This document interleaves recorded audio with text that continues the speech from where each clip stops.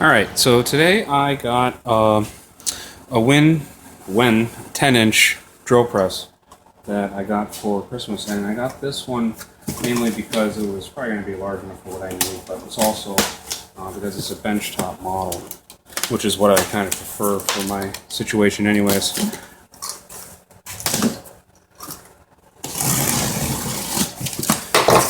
So I have no idea what's all involved in this, but I figured I'll go through a whole unboxing video with you. See what we got. Manual, which we'll probably actually end up looking at. These are the handles for the actual drill press part. This is the table. Sort of a machine surface. It looks reasonably thick though. Has the right weight, so it's not hollow or anything. This is the base plate, which looks reasonably thickness. It's definitely got the right weight to it. Batteries and a crank handle, and a nondescript box with the drill chuck.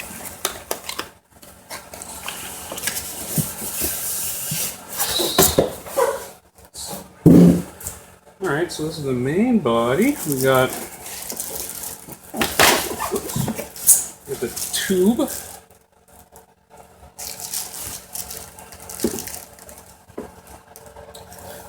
Just checking for alignment and anything obviously dented or scratched, and I'm not seeing anything yet. Put this out to the side until I get the box out of the way. This is the main head, main body. Thought I saw a crack in the casting, but that just looks like a grease mark or something like that.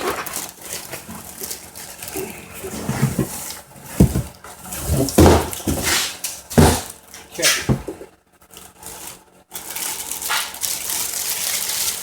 So there's this, in the bright orange paint, there's this small little line, but that's probably from the machining.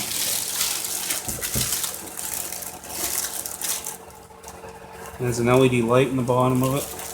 These must be the laser projectors, because it does a crosshair of roughly where the drill press should be. So I mean, I said this is only a 10-inch, so this is nothing enormous, but if I need anything larger than that, it's likely the material won't be movable anyway, so a large drill press probably wouldn't work, but for small things, this is all I really need. At least I'm hoping. Okay. Let's try looking at the directions.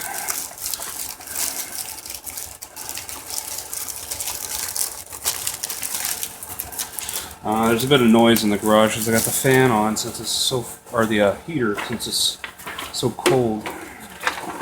Blah blah blah. General safety rules. Know your drill press. Assembly and unpacking. Unpack. Blah blah blah. Remove the coating with a soft cloth moistened with kerosene or WD-40. Yeah, because they use a wax on it. I'm just going to leave it on. Do not use acetone, gasoline, or lacquer thinner to clean. Interesting. Let's see. The column assembly, column support rack, collar, and table support bracket must be attached to the base. The table and the table support handles must be attached to the table support bracket. The motor housing must be attached to the column. The general build-up, you have to have the base to start with the column. Place the column tube on the base line and counter support holes to the base holes. Let's see. Supposedly it actually comes with Allen keys. Like this. There's a couple in here.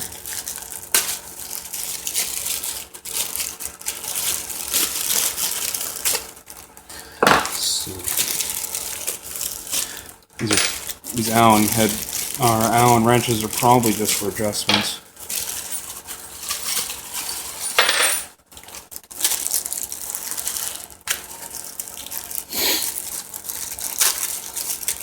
everything else out while we're at it. Okay. So there should be 4 bolts, because there are 4 bolts. That makes sense. Alright. What size are these? They don't say, so I'll find. I'm going to assume they're metric. Which they are. They're 13 millimeter. No surprise. So, start, I guess I'm going to have to move this thing out of the way.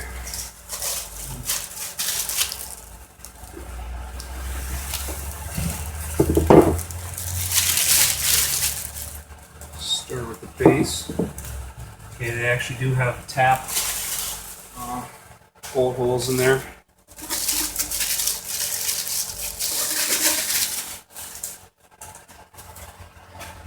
Interesting, they have a D-cut hole. I don't know why. Tube looks pretty good. It's about, say, at least an 1/8 inch wall thickness, and I can tell it's a welded tube here. But they machined it very smooth, so you can't tell from the outside. Alright, interesting. So the bolt holes. Let's see, they're expecting the rack to be mounted off the side like this, but this actually isn't even aligned with either side, so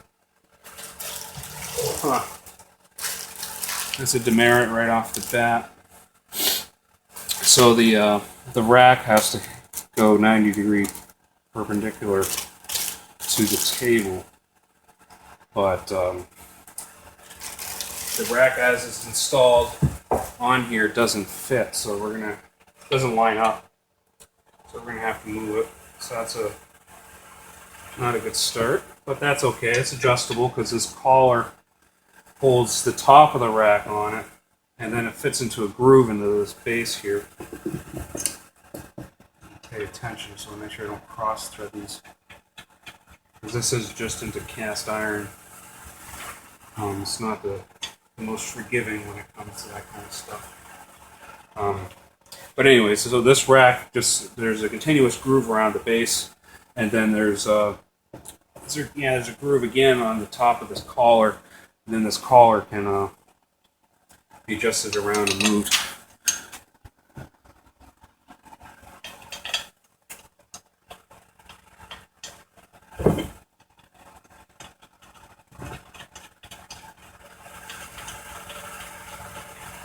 So I'm just going to thread these down by hand, make sure they're not catching on any burrs that are left in the threading. It doesn't feel like there are any, so that's good. Now the alignment on the base here is not exactly, doesn't have to be exact in any particular position, because it's more of the column to the head is what's really going to affect some of our alignment.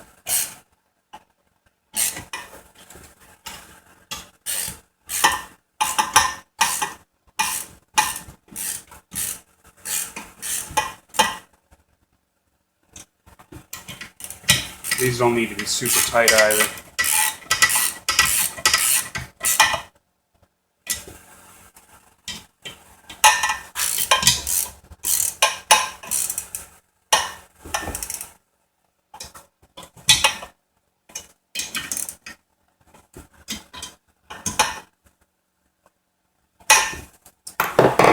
Okay,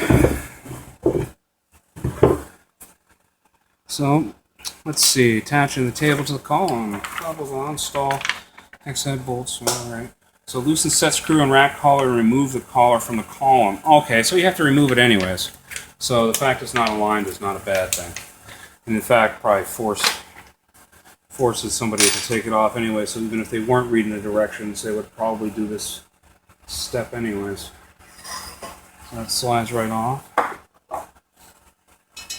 Now that gives us a chance to align this.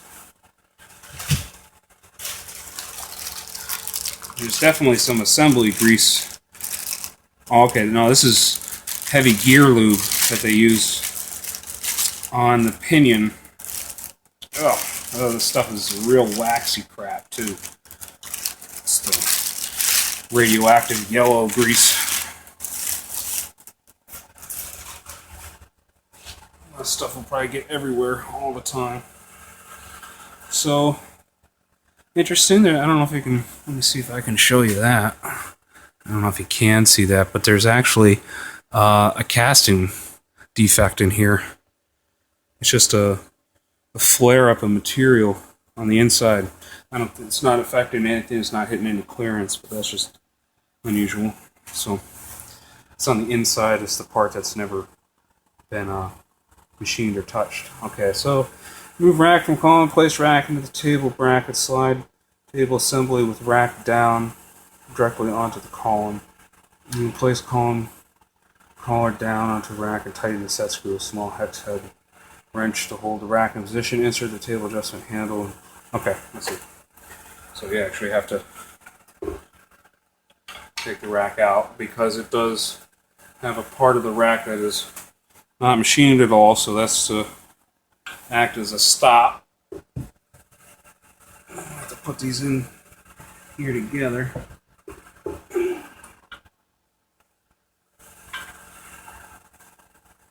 Let's see, can I get them in here together?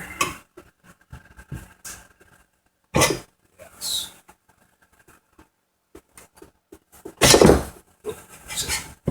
It's a little tight.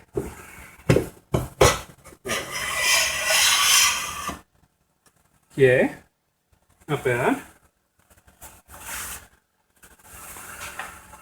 And really give us all kind of aligned. I don't need to be 100%, perpendicular.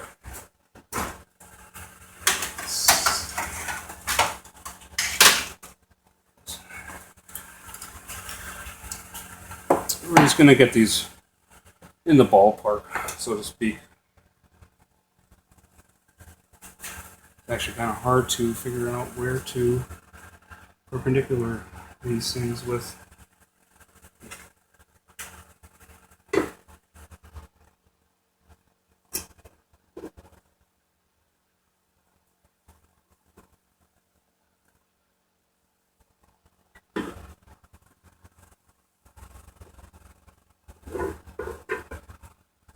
Okay, so that's not too bad. Just using my machine square to the edge of this lip should match the edge of the base when they're roughly perpendicular, which they are. So that's just to try and get my alignment with the rack on this collar. And I can tell from here that it's about in the middle of this groove, so I'm happy with that. So I'm going to put this collar back on. Make sure everything's well and set, and I'm going to tighten the set screw in the back here.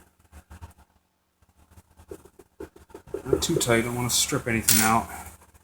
Alright, it's not bad. Socket head screw using the larger hex wrench. Okay, so this handle then will go on here, and this will actually drive the cam up and down the rack, or the pinion, I mean. So, this is a D-shaped shaft, so it has this set screw, which I actually have to back out first. This is just a plastic handle. Looks like it's fiberglass reinforced there's a metal collar on the inside, so the set screw's going into that metal collar, which is pretty good. I'm just going to put that right here.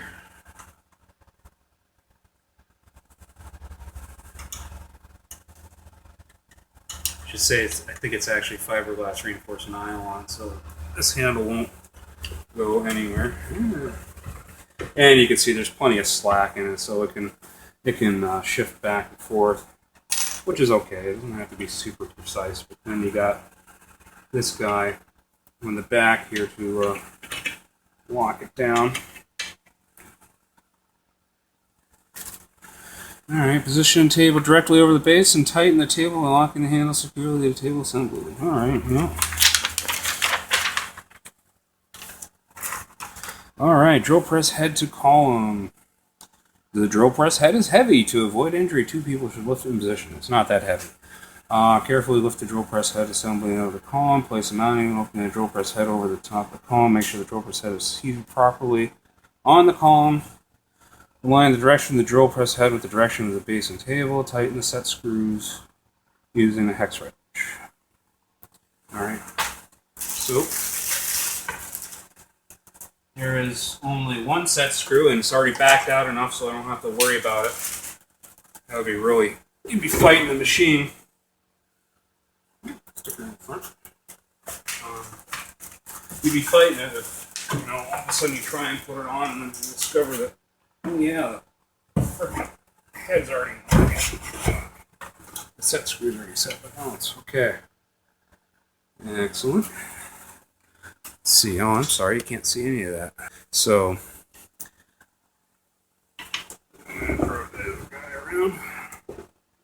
Let's see how close we can get him to the center. Let's, this is all intended to be adjusted, so this is why it's all done like this, but okay, let's get enough room so I can use this guy.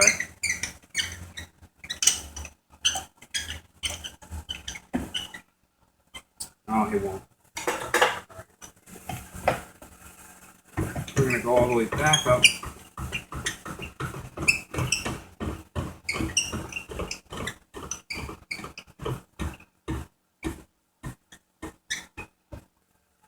See how far off it is or isn't.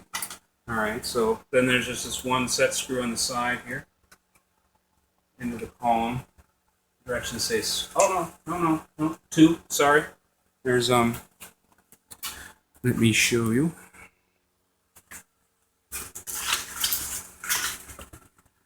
So there's this one down here, which is what I saw first. And so I assumed was all there was, but there's actually the second one up here. Power cords are right in the way.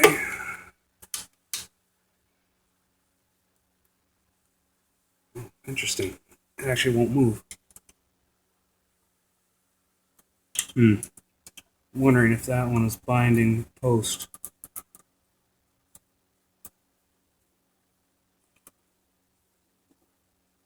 Oh no. Just came out. Now I can see the posts through the hole. So it is there, it's just might be giving me trouble getting it through this. This hole might not be well threaded. I don't think it is.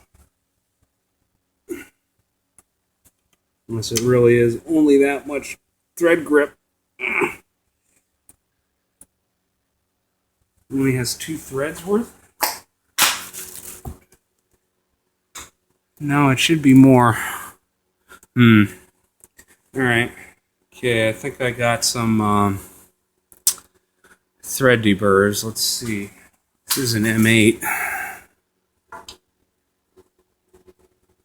This is a rethreading kit, so let's try and catch casting issues. Let's get a wrench. 7/16.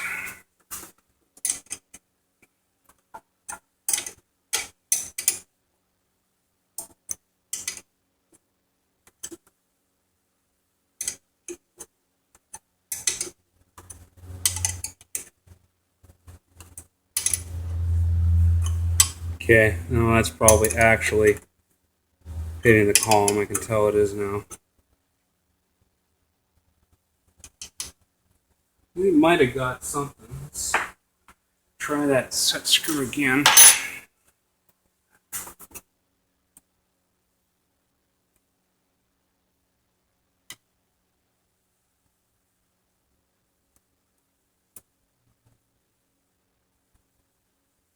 Yeah, it did. Okay. So that was the issue. I'm totally not in alignment anymore, but that's alright.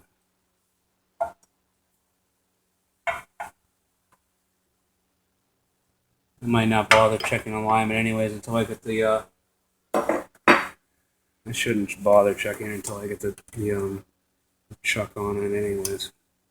Okay, so that's all that was. It was just a just an extra burr left in the casting from the threading, which is something I kind of expected on a budget machine such as this.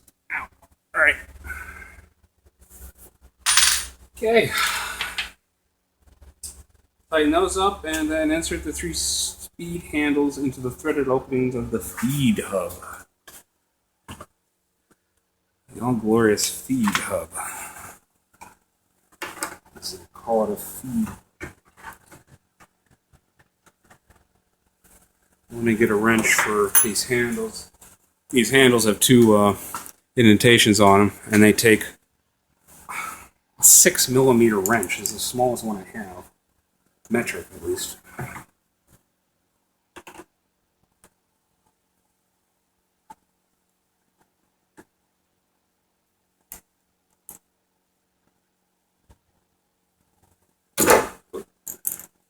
Oh, great.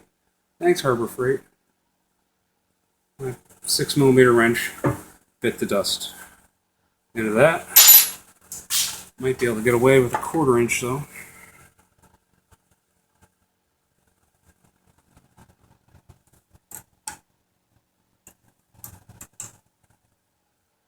This is also a Harbor Freight, but it did not break. Get one new tool, break another.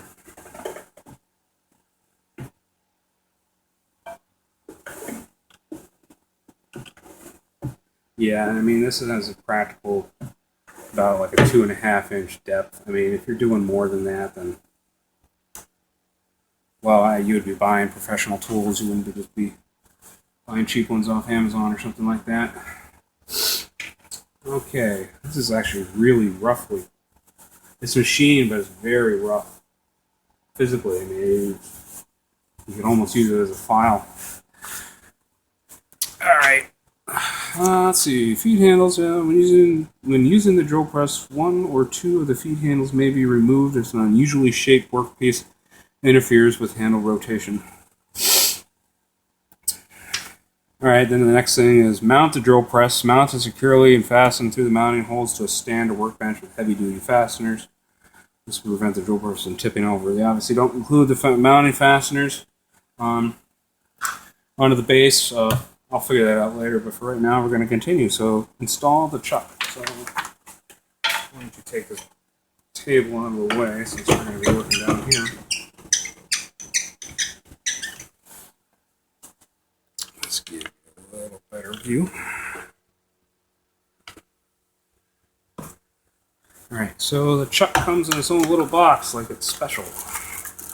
Comes with a key.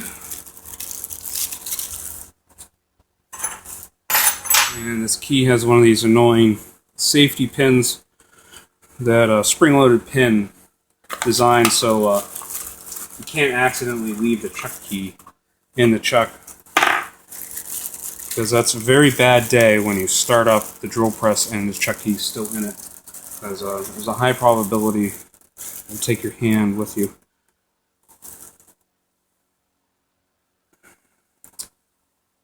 Alright. Clean all mating surfaces with non-petroleum-based products such as alcohol or lacquer thinner. So in this part we're supposed to use lacquer thinner, but in the other parts we're not supposed to. Any oil or grease used in the packing of these materials must be removed, otherwise the chuck may become loose during operation. Okay, because this chuck is only put on here with a friction fit. This is a tapered end of the shaft here, and this is tapered in the other direction. So you're supposed to... let's see, blah, blah, blah. Remove all grease, coatings, and particles from the chuck and spindle surfaces with a clean cloth. Avoid damaging the chuck. Make sure that the jaws are completely recessed into the chuck, which they are, from the box. Do not use a metal hammer to drive the chuck into the spindle. Align the chuck to the spindle. Using a wood mallet, firmly tap the chuck upward in the position of the spindle. Alternatively, you can use a block of wood and a regular hammer, using the wood to cushion the blow to prevent damage to the chuck. So I don't think I have a wood hammer, but I might have a block of wood. So we're going to get the table all the way down and out of the way.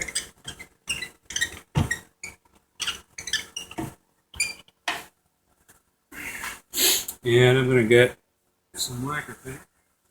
I'm running out of lacquer thinner. Good stuff. My dad would, he's a street rodder. He's built several street rods through the years, so he would always do everything. All his own body work, all the mechanics, rebuilding the engines, including the interiors. And a lot of childhood memories of him painting a car in the garage. And I always I always enjoyed the smell of lacquer thinner, because he always used to use lacquer paint back when you could still get it. You can't anymore, unfortunately, so he's switched over to single stage urethanes. But lacquer paint, man, it gets bad rep because it does shrink over time and it will eventually crack, but it's hard to match the reflection after you wet sand, because the color is pure throughout and it's just fantastic. When you put a lot of work into the wet sanding, it's just so amazing. Okay, so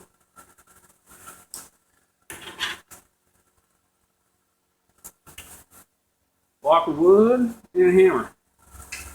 Whatever.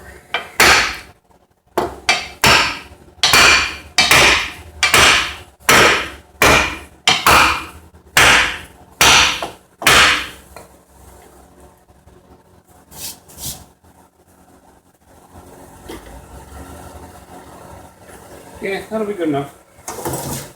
Probably.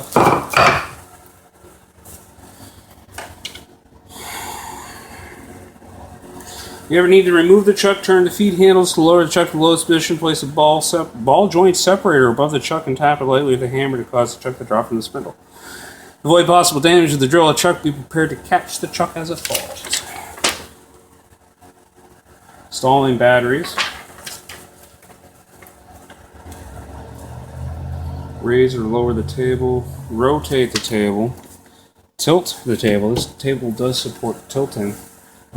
There are degree indexes on the bottom. Sorry, you can't see that.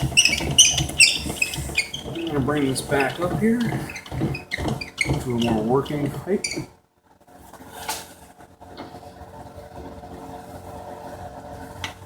Tighten that up a little bit.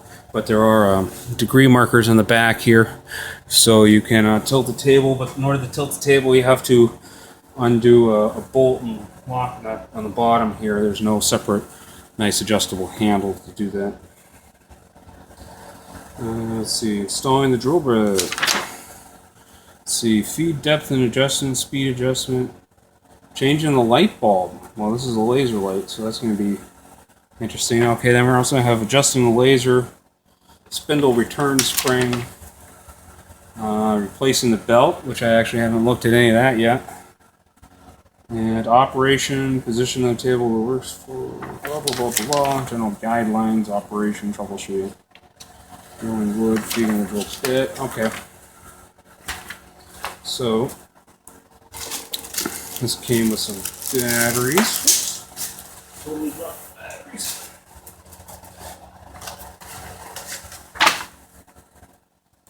Super heavy duty, so they don't say alkaline.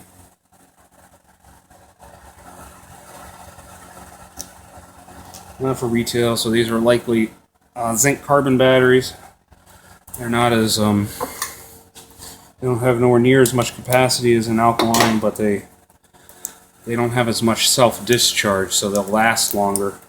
So they'll last longer in low currents demanding devices like remotes, or for example laser lights like these.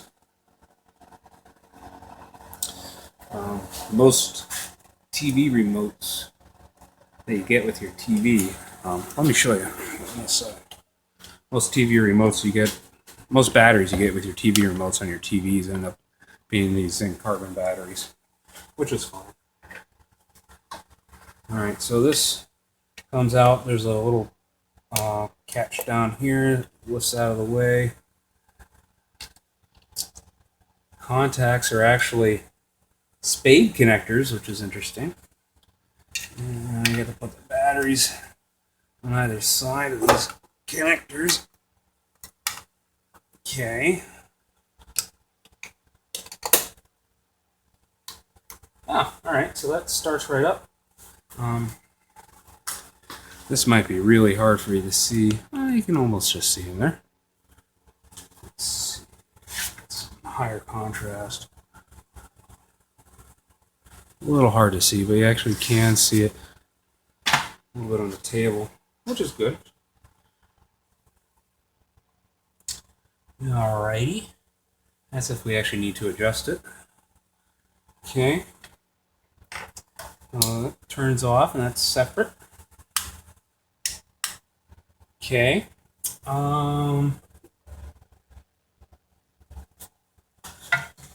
Let's plug it in. I think we're about ready to try it out.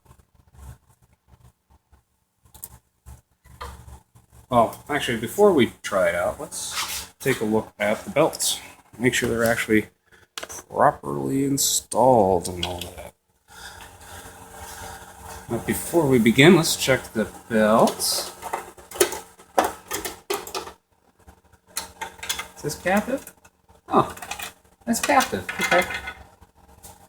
Then these are fixed spindle speeds. Oh, okay. I'm going to say there's no tension on this belt whatsoever. There isn't. Because the tensioning screw is actually, tensioning adjustment down here is completely loose, which is fine. I don't expect them to ship it under tension. Let's see if we can find the directions for changing light bulb, speed adjustment, feed depth adjustment. For video demonstration using the Wen 8-inch drill press, visit this link. To change to another one of the 5 available speeds, open the belt housing and loosen the belt tension locking knob found circled in figure R. Pull the motor to the front end of the front end and change the location of the belt on the belt spindles. Push the motor to the rear and lock the belt tension knob. So there's no specific requirements for it. So I'm going to slow it down because I'm probably going to be using this on most things. It'll probably be metal, so I'm going to put it at least one speed lower. So I'm just rocking the belt back and forth because it's easy to go down the belt, down the spindle on the decreasing side first, and then so simply got this belt at this position.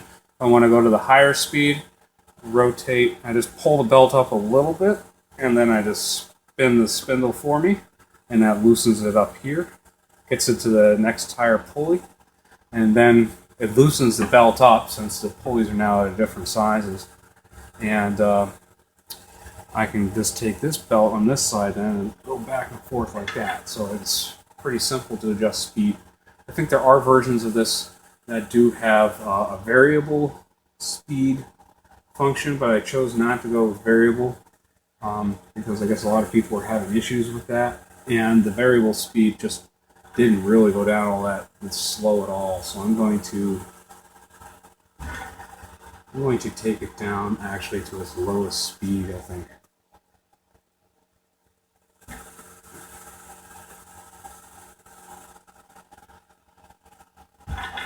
Okay. Now the belt's all the way down to its lowest speed. And we're going to push the motor back. It gives us maximum tension on the belt. Tighten this up. Okay. Alright, that'll work. Some other people are complaining about the pulleys being close to the power cable since they do come in from the back, but they get routed underneath here and then come up to the front here with this switch. I'm not seeing any clearance issues. There's at least quarter inch to more like a half inch between the pulleys and the cables, so I don't think that's an issue. At least not on mine. Alright. Whoops.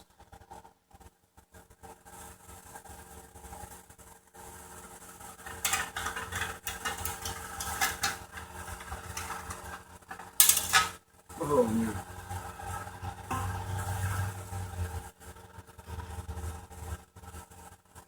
Oh, is this not supposed to come off?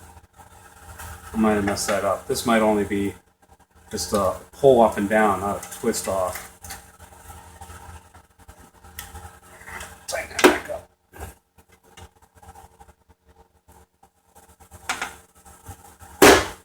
Yeah, that's all it was supposed to be. It wasn't actually supposed to be tight, it's just supposed to be friction fit there. Okay.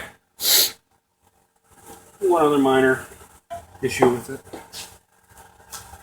Okay, let's get the power cable untwisted here.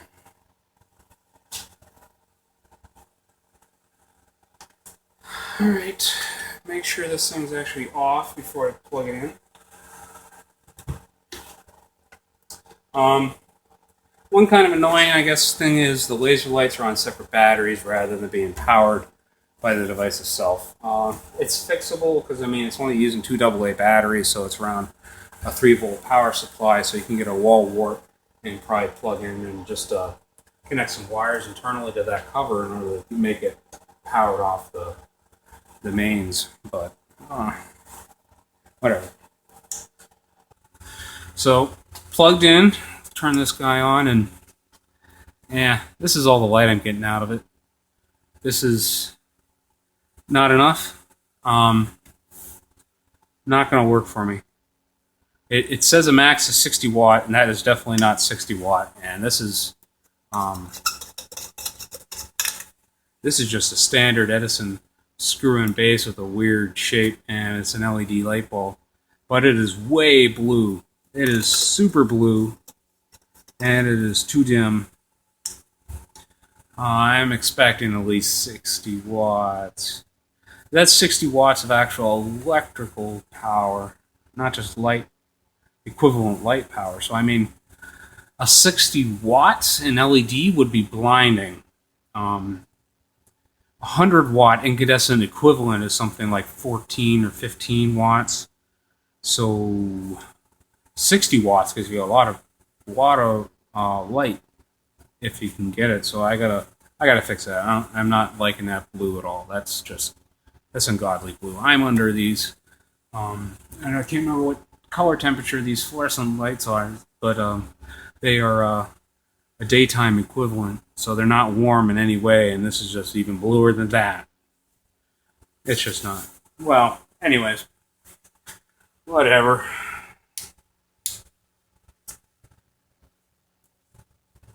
That's minor. Okay. So, let's see if we can devise a way to test this accuracy while running. Oh, well, let's actually just start it up right now and see if it frickin' works. So,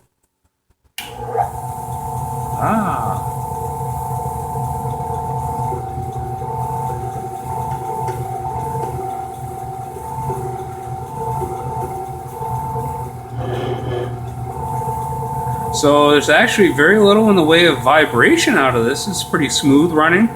Gives a kind of an interesting hum noise to it. I think most of it is coming from the cover itself, which is okay, but it's pretty smooth. I'm not seeing any significant wobble out of the chuck.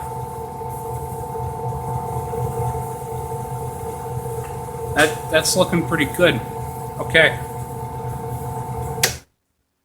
So then it also has a safety key, which makes it impossible to start up.